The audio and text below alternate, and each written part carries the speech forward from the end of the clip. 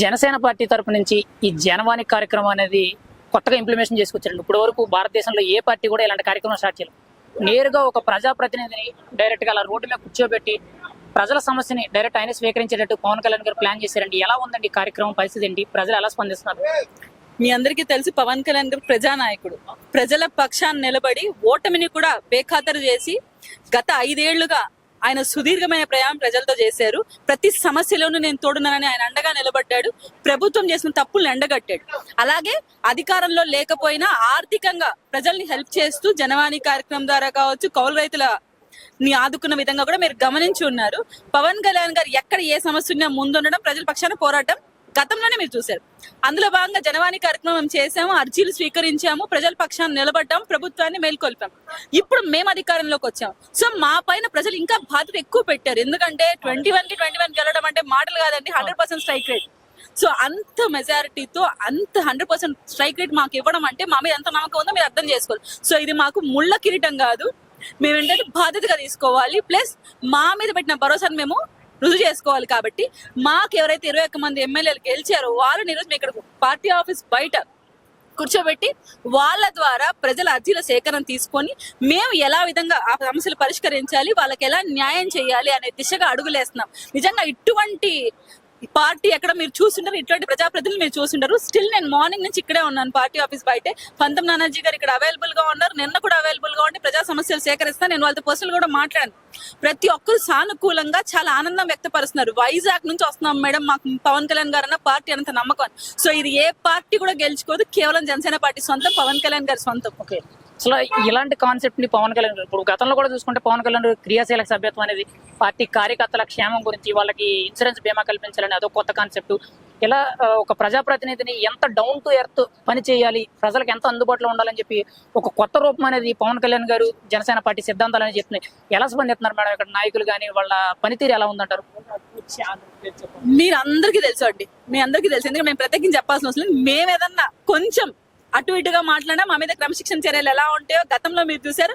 అధికారంలోకి వచ్చినందుకు వైసీపీని పర్సనల్ గా టార్గెట్ చేయకండి, విధాన పరంగానే మాట్లాడండి. గతంలో చెప్పారు, ఇప్పుడు అధికారంలో ఉన్నాం కదా, మమ్మల్ని ఇబ్బంది పెట్టారు కదా గతంలో, మీరు ప్రతీకారం తీసుకుని మమ్మల్ని రెచ్చగొట్టట్లేదు.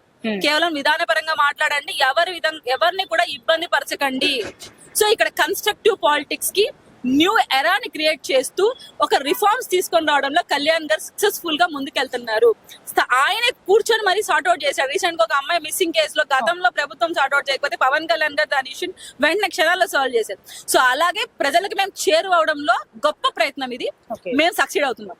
ఖచ్చితంగా ఇలాంటి కొత్త ఇంకా ఇన్నోవేషన్స్ అనేవి పవన్ కళ్యాణ్ గారు కాన్సెప్ట్స్ అనేవి పెట్టి ఇంకా పార్టీని ప్రజల్లో బాగా అంటే డైరెక్ట్ పవన్ కళ్యాణ్ గారికి ప్రజలకి మధ్యలో ఒక వారధి అనేది లేకుండా డైరెక్ట్ ఇంటరాక్ట్ అయ్యేటట్టు ఇంకా రాబోయే రోజులు ఏమైనా ఉంటాయంటారా? ఖచ్చితంగా రూట్ లెవెల్లో చెప్తున్నాను, రూట్ లెవెల్లో గ్రామాలలో కూడా ఏ సమస్య ఉన్నా అక్కడున్న చిన్న స్థాయి నాయకుల దగ్గర నుంచి ఇక్కడున్న పై స్థాయి ప్రజాప్రతినిధులకు ప్రతి ఒక్కరికి చేరువయ్యే విధంగా పవన్ కళ్యాణ్ గారి దృష్టికి వచ్చే విధంగా మా డిప్యూటీ సీఎం గారు కార్యాచరణ చేస్తున్నారు. సో ఈ ప్రభుత్వం ప్రజాప్రభుత్వం, ప్రజల సమస్యలు పరిష్కరించి దానికి సానుకూలంగా స్పందించి తక్షణమే తీర్పిచ్చి న్యాయం చేసే ప్రభుత్వం. ఇప్పుడు ఈ జనవాణి కార్యక్రమం కాకుండా మొన్న జూలై 18 నుంచి క్రియాశీలక సభ్యత్వం అనేది ఒక మహాయజ్ఞంగా తీసుకున్నారు. గతంలో 22, 23, 24 ఇది 3వ సంవత్సరంతో గతంతో పోల్చుకుంటూ ఇప్పుడు టార్గెట్ అనేది దాదాపు 10 లక్షలు ఉండాలన్నారు. అది అంతకు మించి కూడా బాగా చేరిందన్నారు. ఎలా జరుగుతుంది మేడం ఆ కార్యక్రమం గురించి కొంచెం? సక్సెస్ఫుల్ గా మేము అనుకున్న టార్గెట్ కన్నా ఇంకా ఎక్కువ రీచ్ అయ్యామండి. 10 lakhs అబోవ్ అయిపోయింది ఆల్రెడీ. ప్రతి కాన్స్టిట్యుయెన్సీ నుంచి మాకు మంచి రిజల్ట్ వచ్చింది. మీరు గమనిస్తే స్వచ్ఛందంగా ప్రజలు వచ్చి క్రియాశీలక సభ్యత్వం తీసుకుంటున్నారు. నిజంగా ఏ పార్టీ ఇంత గొప్పగా ఆర్గనైజ్ చేస్తుందని నేను అనుకోను. నా పార్టీ గొప్పతనం కాబట్టి నేనే చెప్తున్నాను. మా కార్యకర్తలకి ఎటువంటి ఇబ్బంది కలిగినా పార్టీ పరంగా మేమున్నామనే భరోసా కల్పిస్తూ వాళ్ళ కుటుంబాలకి వాళ్ళు లేకపోయినా జనసేన పార్టీ తరఫున అండగా నిలబడుతూ భరోసా కల్పించడమే ఈ కార్యక్రమం. సో అందులో భాగంగా ప్రతి ఒక్క కార్యకర్తకు మేము 5 లక్షల రూపాయలు బీమా చేయిస్తున్నాము. సో ప్రతి ఒక్క కార్యకర్తని మా సొంత కుటుంబ సభ్యుడిగా స్వీకరిస్తున్నాం. అందులో భాగంగా ఎవ్రీ ఇయర్ అండ్ గత 3 ఏళ్లుగా చేస్తున్నాము. సక్సెస్ఫుల్ కంప్లీట్ అవుతుంది. ఈ రోజు ఇంకా మా టార్గెట్ ఇంకా ఎక్కువగా 10 lakhs అబోవ్ అయిపోయింది. సో ఈ 5th దాకా ఇంకా ఎంత అవుతుందో మీరు చూడబోతున్నారు. సక్సెస్ఫుల్ గా క్రియాశీలక సభ్యత్వం కూడా చేస్తున్నాం. దీంట్లో కళ్యాణ్ గారి పాత్ర కీలకం. ప్రతి ఒక్కరు ఇండివిజువల్ అజెండా పెట్టుకొని మరి పనిచేస్తున్నారండి. ఓకే, ఇప్పుడు రాష్ట్ర రాజకీయాలు అనేవి ఎలక్షన్ ముందు కంటే ఎలక్షన్ తర్వాత కొంచెం విచిత్రంగా కనిపిస్తున్నాయి. అపోజిషన్ లీడర్ అయినప్పుడు మాజీ ముఖ్యమంత్రి అయినా ఆయన పనితీరు కానీ, ఆయన మాట్లాడే విధానం కానీ ప్రతి ఒక్కటి డిఫరెంట్ కనిపిస్తుంది.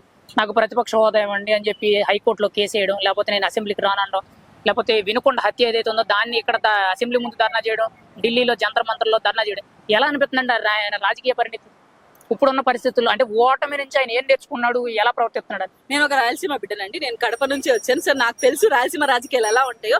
జగన్మోహన్ రెడ్డి గారు చేసిన రాయలసీమ రాజకీయాలు అయితే రాయలసీమ రాజకీయాలు కావు అవి ఎక్కడో ఆయన పక్కన నుంచి అడాప్ట్ చేసుకున్నాడు ఇటువంటి చిల్లర రాజకీయాలని. ఎందుకు ఈ మాట అనాల్సి వస్తుందంటే, గతంలో మీరు గమనిస్తే ప్రతిపక్ష నేతగా ఉన్నప్పుడు అసెంబ్లీలో ఉండడానికి ఇష్టపడలేదు. అధికారంలోకి వచ్చిన ప్రతిపక్ష నేతల్ని ఇబ్బంది పెట్టేలాగా ఎంత నీచంగా మాట్లాడారో తెలుసు. సో ఇప్పుడు అధికారంలోకి వచ్చిన తర్వాత మమ్మల్ని ఫేస్ చేసే ధైర్యం లేక, ఎందుకంటే ప్రతిపక్ష హోదా కూడా లేదు, మేము అడిగే ప్రశ్నలకు ఆయన జవాబు చెప్పలేడు కాబట్టి ఆ ధైర్యం కూడా చేయలేక అసెంబ్లీ నుంచి తప్పించుకొని ఢిల్లీ చుట్టూ తిరుగుతూ రివర్స్ లో మాకు ప్రతిపక్ష హోదా కల్పించాలంట. అంటే నీకు గతంలో నువ్వు అదే సిబిఎన్ గారు అసెంబ్లీలో ఉన్నప్పుడు నువ్వేం మాట్లాడావు? నీ దగ్గర ఉన్న 22 సీట్లు నేను లాగేసుకుంటే 5 సీట్లు నువ్వు ప్రతిపక్ష హోదా కూడా లేకుండా పోతావు అని హేళన చేసి నువ్వు ఈ రోజు 11 సీట్లకు పరిమితమై నీకు ప్రతిపక్ష హోదా కావాలని కోరుకుంటున్నావు. అంటే నీకు మాత్రమే ఒక రకమైన రూల్స్, ఇతరులకు ఒక రకమైన రూల్స్ వర్తింపజేస్తావు. అంటే ఇక్కడ నీకు ప్రజా సమస్యల కన్నా నీకు అధికార మతం అనేది ఎక్కువ ఇంపార్టెంట్. నువ్వు ప్రూవ్ చేసుకోవడం కోసం అసెంబ్లీలోకి వచ్చి మాట్లాడడానికి కూడా అవకాశం కల్పించే విధంగా నేను అడుగుతున్నావు. గత 5 ఏళ్లలో జగన్మోహన్ రెడ్డి పరిపాలన, ఆయన 5 ఏళ్ల పరిపాలన ఇప్పుడు ఎలా చెప్తున్నారంటే, మేము రామరాజ్యంలో పరిపాలించాము, కూటమి ప్రభుత్వం వచ్చి 50 రోజుల్లో రాష్ట్రాన్ని రావణకాండ చేసింది, రాష్ట్రపతి పాలన విధించాలని చెప్పి మాట్లాడుతున్నారు. మీకు ఎలా అనిపిస్తుందండి అలా ఆయన చెప్పే మాటలకి ఇక్కడ జరిగే వాస్తవ పరిస్థితులకి అసలు కంపారిజన్ ఉందంటారా? మన కళ్ళ ముందు సాక్ష్యం కనపడుతుంది. ఇక్కడ సామాన్లు నిలబడి ఉన్నారు. నేను అధికార ప్రతినిధిగా జనసేన పార్టీ వాయిస్ వినిపిస్తాను, కానీ అక్కడ సామాన్లు నిలబడుకో ఉన్నారు. మన రాక్షస పరిపాలనలో సామాన్యులు బయటకు రాకూడదు కదా, మళ్ళీ బయటకు వచ్చి మా పక్కన నిలబడి మరి మాకు అర్జీలు ఇచ్చుకుంటున్నారంటే గత ప్రభుత్వం జరిగిన అన్యాయాల గురించి మాకు చెప్పుకుంటున్నారు. మేము వచ్చి 50 రోజుల్లో ఎన్ని అన్యాయాలు చేస్తాం? 5 సంవత్సరాలు నువ్వు చేసిన అన్యాయాల కన్నా కూడా ఒక నిజంగా నువ్వు దళిత బహుజన వాళ్ళ మద్దతుదారుడివి, నేను వాళ్ళ బిడ్డనని చెప్పుకునే జగన్మోహన్ రెడ్డి అనంతబాబు అనే వ్యక్తి ఒక డోర్ డెలివరీ చేసినప్పుడు ఎలా స్పందించాడో, దాని తర్వాత ఆయనకు చాలా ఎలా కప్పాడో మా అందరికి గుర్తుకుంది, మా దళిత సోదరులందరికీ గుర్తుకుంది. అలాగే కాపులకు ఎలాంటి రిజర్వేషన్ అమలు పరుస్తానని చెప్పావు, మాకు ఎంత నిధులు కేటాయించావు మా కాపిటల్కి అందరికి గుర్తుకుంది. ముస్లిం మైనార్టీలకు ఎంత హెల్ప్ చేసావో రాయలసీమ ప్రజలకు గుర్తుకుంది. ఏ వర్గానికి ఏ కులానికి ఎవరికి న్యాయం చేసావు? ఆడబిడ్డలకి, ఎస్పెషల్లీ మా లాంటి ఆడబిడ్డలు ఈరోజు బయటకు రావాలంటే ధైర్యంగా రాగలుగుతున్నామా జగన్మోహన్ రెడ్డి ప్రభుత్వంలో? వివాహ ఇతరైనా, కాలేజ్ గోయింగ్ అయినా, యువత అయినా ఎవరికైనా సెక్యూరిటీ లేదు. ఇంట్లో ఉన్న సెక్యూరిటీ లేని పరిస్థితి. ఒక రబ్బర్ షాంపుల్ లాంటి మినిస్టర్లని, హోమ్ మినిస్టర్లను పెట్టేసి మమ్మల్ని తిట్టించడం కోసం, మా మీద కేసులు పెట్టించడం కోసం తప్ప ఈ వ్యవస్థలో అయితే నేను జగన్మోహన్ రెడ్డి ప్రభుత్వంలో న్యాయం జరిగి చూడలేదండి. సో ఆ రాక్షస పాలన నుంచి విముక్తి కోరుకున్నారు కాబట్టి జగన్మోహన్ రెడ్డి గారే చెప్పాలి. గిరాగిరి తిరుగుతుంది ఫ్యాను, నాకు ప్రజలే నా ఏమంటారండి ప్రమోటర్స్ అని చెప్పాడు. సో జనాలే చూపించారు 11 సీట్లకి, మేము కొత్తగా ఏం చెప్పాలని. ఓకే, ఇప్పుడు చూసుకుంటే జగన్మోహన్ రెడ్డి ప్రతిపక్ష హోదా ఇస్తేనే వస్తానన్నాడు ఆయన. కానీ ఇక్కడ చాలా మంది కూడా ఎక్స్పెక్ట్ చేస్తుంది ఏంటంటే, పవన్ కళ్యాణ్ గారి వెర్షన్ లో పవన్ కళ్యాణ్ గారు ఒక పక్క ఉండి జగన్మోహన్ రెడ్డి ఒక పక్కన ఉంటే ఇండియా పాకిస్తాన్ మ్యాచ్ లా ఉంటది, అంత హైప్ ఉంటది అసెంబ్లీలో అనేటట్టు అనుకుంటున్నారండి. ఖచ్చితంగా ఇది రేపటి రోజుల్లో జరిగే అవకాశం ఉందంటారా? ఆయన అసెంబ్లీకి వస్తాడు అనుకుంటున్నారా? పులివెందుల పిల్లికైతే అంత ధైర్యం లేదని నేను అనుకుంటాను. పులివెందుల పిల్లికైతే ధైర్యం లేదు. ఇక్కడ ఉన్న సింహం, ఆ సింహాన్ని ఫేస్ చేయాలి, నిజాయితీని ఫేస్ చేయాలంటే ఆ అవినీతి పరుడికి, ఆ అధర్మంగా పరిపాలించిన వ్యక్తికి అంత ధైర్యం లేదు. తన అసెంబ్లీలో పవన్ కళ్యాణ్ గారిని ఫేస్ చేయలేడు. దమ్ముంటే ఓపెన్ ఛాలెంజ్ చేస్తాం. గతంలో కూడా నేను చెప్పాను, డిబేట్ కి రెడీనా మా సీఎం, మా కాబోయే అప్పుడు పవన్ కళ్యాణ్ గారు ఇంకా గెలవలేదు, మా ఎమ్మెల్యే గారితో మీరు రెడీనా అని అప్పుడు ఛాలెంజ్ చేశాను. మళ్ళీ ఇప్పుడు నేను ఛాలెంజ్ చేస్తాను, మా డిప్యూటీ సీఎం గారితో మీరు రెడీనా డిబేట్ కి? మీరు అవినీతి అక్రమం చేయకపోతే ఓపెన్ ఛాలెంజ్ చేస్తున్నాం, అసెంబ్లీకి రండి, పవన్ కళ్యాణ్ గారు సంధించే ప్రశ్నలకు జవాబు చెప్పండి. మిమ్మల్ని పులివెందుల ప్రజలు గెలిపించారు, పులివెందుల ప్రజలకన్నా జవాబు చెప్పండి. అది ఫైనల్ గా అయితే జగన్మోహన్ రెడ్డి గారి దారిటి అనుకుంటారని మీరు? అంటే మాటికి ఇప్పుడు బెంగళూరు ప్యాలెస్ కు పోతున్నారండి, ఏ చిన్న వర్క్ చేయడం ప్యాలెస్కి వెళ్ళడం, చిన్న వర్క్ చేయడం ప్యాలెస్కి వెళ్ళడం, అదే జరుగుతుందండి. మరి రేపటి రోజుల్లో ఆయన రాజకీయ భవిష్యత్తు కానీ ఆయన రాజకీయ విధానం ఎటువైపు దారి తీసుకుంటుంది? ఇటు జైలు వైపా, లేకపోతే ఇంకా రాజకీయాలకు శాశ్వతంగా విముక్త, లేకపోతే కాంగ్రెస్ లో విలీనం అనే మాట కూడా బ్యాక్ డ్రాప్ లో వస్తుందండి. మీరైతే ఏదనుకుంటున్నారు? ఆల్రెడీ పార్టీలో ప్రతి ఒక్కరు ముఠాములు సర్దుకొని మా పార్టీ వైపు దారి చూపిస్తున్నారు. సో వాళ్ళని కాపాడుకునే ప్రయత్నం చేయడం కోసమే అలాగోరా ఢిల్లీకి వెళ్ళి షంక్లు వేస్తున్నాడు. సో ఢిల్లీకి పోయి వచ్చినంత మాత్రం జరిగేది ఏమీ లేదు. కానీ ఇప్పటికైనా ప్రజల పక్షాన్ని నిలబడని కోరుకుంటున్నాను. మీ తప్పును సవరించుకోమని అడుగుతున్నాను. లేదా మేము సవరించుకోము, ఇలాగే ఉంటామంటే ఆ 11 సీట్లు కూడా పోవడానికి ఎక్కువ టైం ఏం పట్టదు. ముఖ్యంగా పార్టీ కూలిపోవడానికి కూడా ఎక్కువ టైం పట్టదు. పులివెందుల పులి అని చెప్పుకునే నువ్వు పులివెందుల పిల్లిగా ఈ రోజు ప్రజల మనసులో స్థిరపడిపోయి ఉన్నావు. దయచేసి ఇప్పటికైనా చిల్లర రాజకీయాలు మానేసి పవన్ కళ్యాణ్ కుందా రాజకీయాలు చేయాలని కోరుకుంటూ, జగన్మోహన్ రెడ్డి గారిని మా 40 రోజుల పరిపాలన కాదు 6 నెలల పరిపాలన తర్వాత మాట్లాడమని అభ్యర్థిస్తున్నారు. ఒక్క మాట, జగన్మోహన్ రెడ్డి గారికి ఒక జనసేన ప్రతినిధిగా మీ సలహా ఏంటి ఒక్క మాటలో?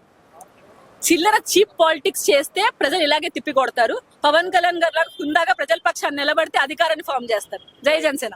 Right, thank you.